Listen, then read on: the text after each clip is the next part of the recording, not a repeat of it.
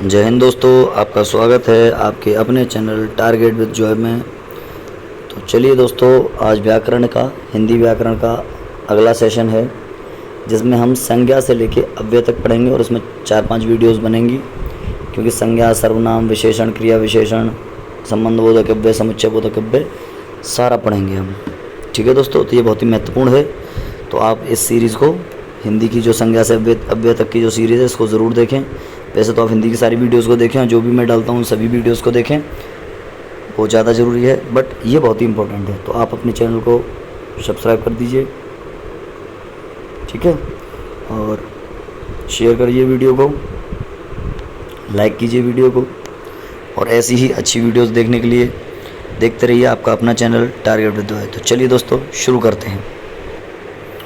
तो दोस्तों, शब्द और पद ये क्या होते हैं, देखते हैं इनकी परिभाषा।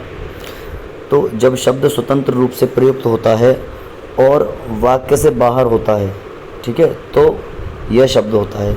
किंतु जब शब्द का वाक्य के अंग के रूप में प्रयोग होता है तो यह पद बन जाता है। क्लियर? यानी शब्द स्वतंत्र रूप से लिखा जाए तो वो शब्द होता है, और किसी वाक्य का पार्ट हो तो वो क्या बन जाता है, पद कहते हैं फिर उसको। ठीक है, मतलब ये है कि स्वतंत्र रूप से प्रयुक्त होने वाले शब्दों को शब्द कहते हैं, और जो किसी वाक्य में प्रयुक्त होते हैं तो उनको पद कह देते हैं। क्लियर? ये थी परिभाषा मान लीजिए, या पहचान मान लीजिए, या इंट्रोडक्शन, कुछ भी समझ लीजिए। ठीक है, चलिए तो शुरू करते हैं आगे। तो ये कुछ पद दिए हुए हैं, उनके बारे में पढ़ते हैं।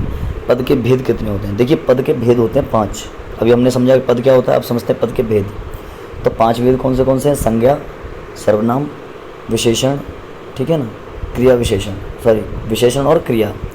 तो ये जो 4 होते हैं, संज्ञा, सर्वनाम, विशेषण और क्रिया, इन पर लिंग, वचन और कारक का प्रभाव पड़ता है। लिंग, वचन और कारक का प्रभाव पड़ता है, लेकिन अव्यय के ऊपर लिंग, वचन, कारक का प्रभाव नहीं पड़ता है। क्लियर? तो इसीलिए अव्यय जो हैं वो अविकारी कहलाते हैं, और संज्ञा, सर्वनाम, विशेषण, क्रिया जो हैं ये विकारी कहलाते हैं। क्या कहलाते हैं? विकारी। ठीक है, चलिए एक एक को डिस्कस करते हैं। संज्ञा विकारी है, नाम बताने वाले शब्द जो नाम बताते हैं, जैसे शनोनी, शिल्पी, कोई भी नाम हो सकता है। सर्वनाम जो संज्ञा के स्थान पर प्रयोग किए जाते हैं, जैसे किसी व्यक्ति के नाम की जगह आप, मैं, तुम, हम, वे, आप यूज़ कर सकते हैं ये शब्दों को। तो वो शब्द जो संज्ञा के स्थान पर प्रयोग किए जाते हैं वो सर्वनाम। विशेषण क्या होता है? जो संज्ञा या सर्वनाम की विशेषता बताता है, यानी संज्ञा या सर्वनाम जो है उनकी विशेषता क्या है, क्या उनकी कमी है, क्या खूबी है, वो सारी चीज़ें किस में आती हैं? विशेषण में। अब बात कर लेते हैं क्रिया की। क्रिया क्या होती है? क्रिया जो संज्ञा सर्वनाम का संबंध आया है वो किसी विधान करने वाले शब्द से, यानी किसी विधान करने वाले शब्द के साथ उसका क्या संबंध है। दूसरी भाषा में कहें तो किसी कार्य का करना या होना जहाँ पाया जाता है वो क्या कहलाता है? वो क्रिया कहलाता है। क्लियर?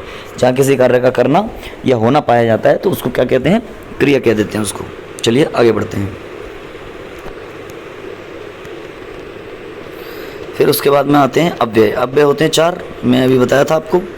तो पहला अव्यय होता है क्रिया विशेषण। कौन सा होता है? क्रिया विशेषण। क्रिया विशेषण में क्या होता है? यहाँ पे क्रिया की विशेषता बताई जाती है, यानी क्रिया किस प्रकार की है वो बताई जाती है। ठीक है, फिर उसके बाद आता है संबंधबोधक। संबंधबोधक मतलब प्रीपोजिशन, यानी कौन किसके रिस्पेक्ट में कहाँ खड़ा है, किधर बैठा है, किधर चल रहा है, आगे पीछे, ऊपर नीचे, इस तरीके से बताया जाता है। ठीक है, उसके बाद आता है समुच्चयबोधक अव्यय। समुच्चयबोधक अव्यय में 2 शब्दों को, वाक्यों को, ठीक है ना, जोड़ने का काम होता है। क्या करने का? जोड़ने का काम होता है। 2 शब्दों को आपस में जोड़ने का, या किसी एक शब्द को किसी वाक्य से जोड़ने का, या 2 वाक्य को आपस में जोड़ने का। क्लियर? चलिए आगे बढ़ते हैं। आगे है विस्मयादिबोधक।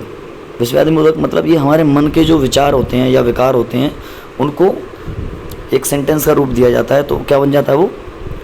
विस्मयादिबोधक। जैसे कि हर्ष, विषाद, आहा, वाह वाह वाह वाह, ठीक है ना, अरे रे, अरे भाई, ओ भाई, इस तरीके से। ठीक है, और इसकी सबसे बड़ी पहचान क्या होती है? इसके पीछे ये वाला चिन्ह होता है, एक्सक्लेमेटरी चिन्ह, यानी विस्मयादि सूचक चिन्ह।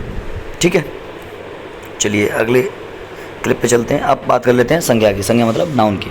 इसकी परिभाषा क्या है और संज्ञा के अंदर हमें क्या क्या पढ़ना है। ठीक है, चलिए संज्ञा क्या होता है? संज्ञा का शाब्दिक अर्थ होता है नाम। नाम मतलब किसी का नेम, क्या नाम होता है। संज्ञा जो किसी प्राणी, वस्तु, स्थान या भाव के नाम को कहते हैं, ये हम बचपन से पढ़ते आ रहे हैं। दूसरे शब्दों में कहें तो किसी भी वस्तु का जो नाम दिया जाए और जो उस नाम से पहचानी जाए तो वो वस्तु संज्ञा कहलाई जाती है। ठीक है, संज्ञा न हो तो पहचान अधूरी है। ठीक है, संज्ञा के बिना किसी को हम पहचान नहीं सकते।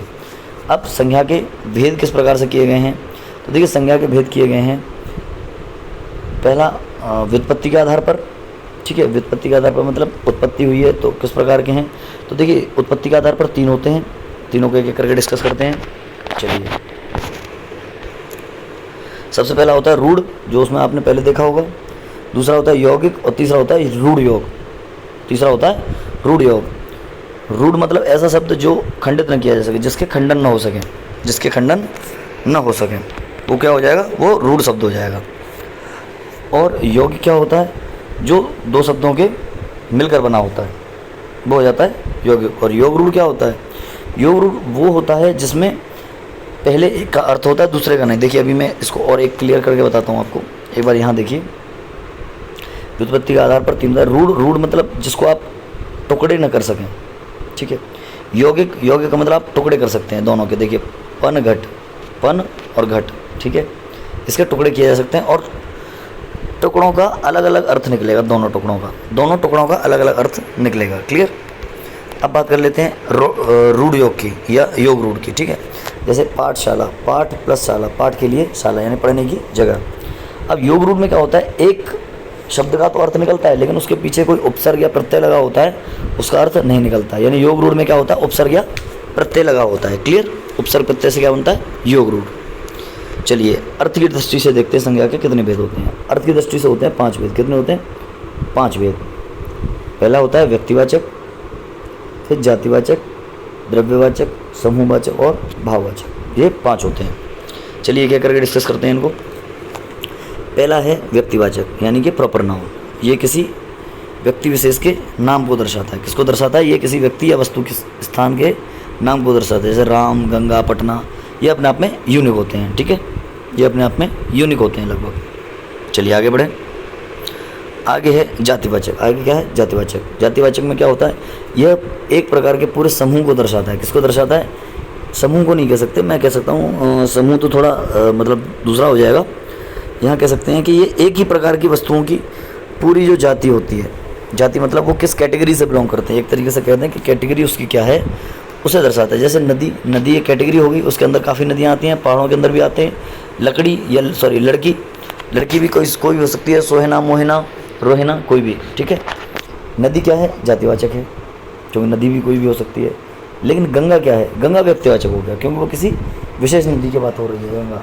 क्लियर। चलिए आगे बढ़ते हैं। आगे है द्रव्यवाचक। आगे क्या है, द्रव्यवाचक। द्रव्यवाचक में मटेरियल नाउन यानी ऐसी वस्तुएं जिनको रूपांतरित करके और नई प्रकार की वस्तुएं बनाई जा सकें। ऐसी वस्तुएं जिनको रूपांतरित करके नई वस्तुएं बनाई जा सकें, वो क्या कहलाती हैं, द्रव्यवाचक, ठीक है। इसमें सोना, चांदी, तांबा, लोहा ये हैं, इनको हम यूज करके नई चीज़ें बना लेते हैं। क्लियर। कुछ द्रव्य पदार्थ भी होते हैं जैसे तेल वगैरह, घी, दूध, मक्खन, ठीक है। चलिए आगे बढ़ें। दही आदि आदि ये सब चीज़ें। क्लियर। चलिए आगे बढ़ते हैं। अब बात कर लेते हैं हम समूहवाचक की, यानी कलेक्टिव नाउन मतलब समूहवाचक। समूहवाचक में क्या होता है, ये संज्ञा शब्द किसी व्यक्ति का वाचक न होकर पूरे समूह या पूरे समुदाय की बात करते हैं। जैसे वर्ग हो गया, टीम हो गया, सभा, समिति, ठीक है ना, आयोग, परिवार, पुलिस, ये आदि क्या हैं, ये समूह हैं, ये हमेशा समूह में काम करते हैं, इसलिए समूहवाचक हो गया। अब समूहवाचक संज्ञाओं को देख लीजिए एक बार। कुछ समूहवाचक संज्ञाएं हैं जो आपको याद होनी चाहिए, ठीक है, कुछ ही हैं, एक बार में देख लीजिए। जैसे नक्षत्रों का मंडल होता है, तारों का पुंज होता है, पर्वतों की श्रृंखला, फूलों, अंगूरों और कुंजियों का गुच्छा, ठीक है ना, गुलों का यानी फूलों का गुलदस्ता होता है, लताओं का कुंज होता है, ठीक है, केलों का गोंद होता है या गोंदा भी बोल देते हैं, अनाज का ढेर, भेड़ का झुंड, टिड्डियों, यात्रियों, सवारियों या वक्ताओं का दल होता है, ऊँट यात्रियों का काफिला होता है या कारवां होता है, चोर, डाकू, लुटेरे, पॉकेटमार, अपराधियों का गिरोह होता है, ठीक है। कवियों, लेखकों, गायों, मूर्खों, विद्वानों की मंडली होती है। देखा, विद्वान और मूर्ख एक ही में आगे मंडली होती है। राजनीतिक गुटों का राज्यों, मजदूरों, कर्मचारियों, संघ का संघ कहलाता है। क्या कहलाता है, संघ कहलाता है इनका, ठीक है। अब बढ़ते हैं थोड़ा आगे। आगे है अच्छे उद्देश्य के लिए व्यक्ति जो बैठते हैं आके उसे शिष्टमंडल कहते हैं। और कार्यों की सूची होती है, कार्यों की क्या होती है, सूची, लिस्ट होती है, ठीक है। फिर इसके बाद आता है एब्स्ट्रैक्ट नाउन, मतलब कि भाववाचक संज्ञा। भाववाचक संज्ञा में क्या होता है, किसी भाव, गुण, दशा आदि को ज्ञान कराने वाले शब्दों को भाववाचक संज्ञा कहते हैं। जैसे मिठास, क्रोध, यौवन, कालिमा, लालिमा, मतलब ऐसी चीज़ें जिन्हें हम सिर्फ फील कर सकते हैं, हाथों से टच नहीं कर सकते, मतलब आप टच नहीं कर सकते हो, सिर्फ फील कर सकते हो, ठीक है दोस्तों। आप टच नहीं कर सकते हो, केवल आप फील ही कर सकते हो। क्लियर है? चलिए आगे देखते हैं अगली स्लाइड को। अगली स्लाइड है भाववाचक संज्ञा की, कुछ चीज़ें रह गई थी पिछली स्लाइड में, वो कंप्लीट कर लेते हैं। इसका क्या होता है, ये भाववाचक संज्ञाएं सुख दुख, ईर्ष्या, लोभ, द्वेष, प्रीति, श्रद्धा, ये लोगों के प्रति जो हमारी भावना होती हैं उनके बारे में बताती हैं। अब भाववाचक संज्ञाएं बनती कैसी हैं, संज्ञा से बनती हैं, सर्वनाम से, विशेषण से, क्रिया से और अव्यय से, 5 प्रकार से बनती हैं। उनमें क्या जोड़ा जाता है, प्रत्यय जोड़ा जाता है कुछ, जैसे आव, त्व, पन, अन, इमा, ई, ता, हट आदि प्रत्यय जोड़कर बनाई जाती हैं, ठीक है। चलिए आगे बढ़ते हैं। कुछ उदाहरण दिए हैं, जैसे पुरुष, पुरुष से क्या होगा, पौरुष या फिर पुरुषत्व, नारी से नारीत्व, गुरु से गुरुत्व और मनुष्य से मनुष्यता, अपना से अपनापन, मम से ममत्व, निज से निजत्व और आप से आपा। तो इस प्रकार मैंने आपका जो संज्ञा पाठ है उसका पहला पोर्शन कंप्लीट कर दिया है और ये पहली वीडियो है, ठीक है ना। आप कल संज्ञा में रह गए हैं, अभी तो अभी तक हमने केवल संज्ञा समझा है, अभी संज्ञा का लिंग वचन कारक रह गया है, कल समझेंगे लिंग वचन और कारक। तो चलिए दोस्तों, मिलते हैं नेक्स्ट वीडियो में। आप इस वीडियो को लाइक कीजिए, शेयर कीजिए ताकि और भी लोग देख पाएँ, और चैनल को सब्सक्राइब कर लीजिए। सब्सक्राइब इसलिए कर लीजिए ताकि आपके पास में नोटिफिकेशन आता रहे और ऐसी अच्छी वीडियो आप देख सकें, ठीक है। तो देखते रहिए आपका अपना चैनल टारगेट जो है। मिलते हैं अगली वीडियो में, जब तक के लिए जय हिंद।